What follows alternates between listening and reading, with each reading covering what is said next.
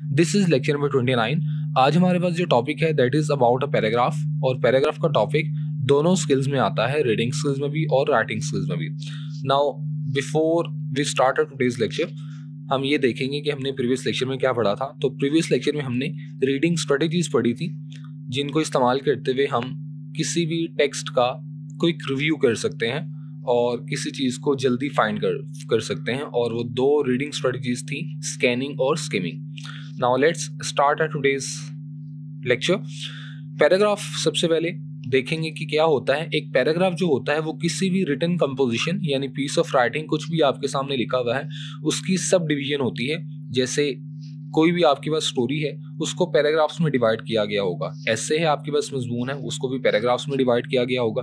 तो पैराग्राफ किसी भी पीस ऑफ राइटिंग या रिटन कंपोजिशन की सब डिवीजन होती है, छोटी तकसीम होती है, और जो कि सेंटेंसेस पर मुश्तमिल होती है।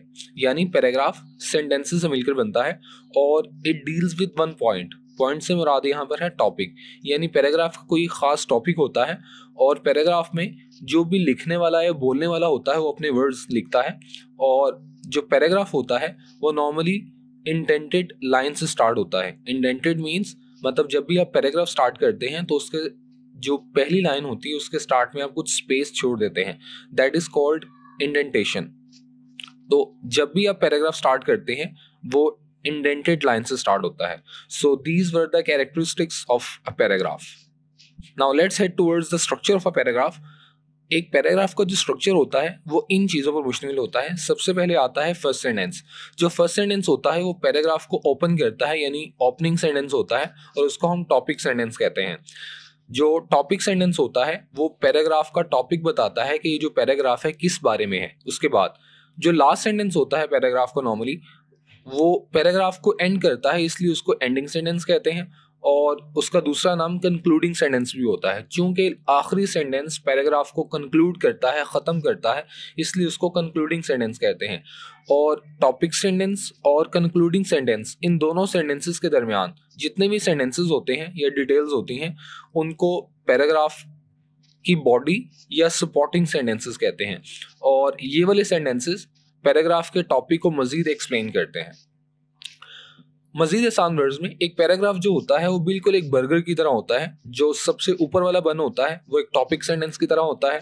उसके बाद सबसे नीचे वाला जो बन होता है वो एक कंक्लूडिंग सेंटेंस की तरह होता है। और टॉपिक सेंटेंस और कंक्लूडिंग सेंटेंस यानी अपर बन एंड लोअर बन, इन दोनों के दरमियान जितनी भी लेयर्स होती हैं, जितने भी इंग्रेडिएंट्स की केचप, सैलेड, एग एटसेट्रा, ये तमाम सपोर्टिंग सेंटेंसेस की तरह होते हैं। तो a paragraph is just like a burger. अब एग्जांपल हम देखते हैं। Lions are the species of cat's race. It's just that they are bigger in size, they are fierce and dangerous, they are carnivorous, they are mostly kept in jungles or cages, above all they are not pets.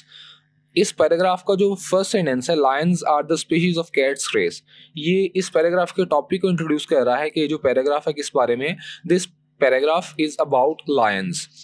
और उसके बाद आखिरी sentence जो है वो उस paragraph को conclude कर रहा है, that is above all they are not kept pets. वो पेट्स नहीं, इनको आप पेट्स के तौर पर नहीं रख सकते। और in between these two sentences are the details of the paragraph which will be called spotting sentences. So here ends our today's lecture. और आज हमने क्या पढ़ा है, आज हमने पैराग्राफ के बारे में पढ़ा है, एक पैराग्राफ होता क्या है, उसके बाद हमने उसका स्ट्रक्चर पढ़ा और उसके बाद हमने उसकी एक एग्जांपल देखी। So that's all for today's lecture. I'll see you in the next lecture. Till then, Allah Hafiz.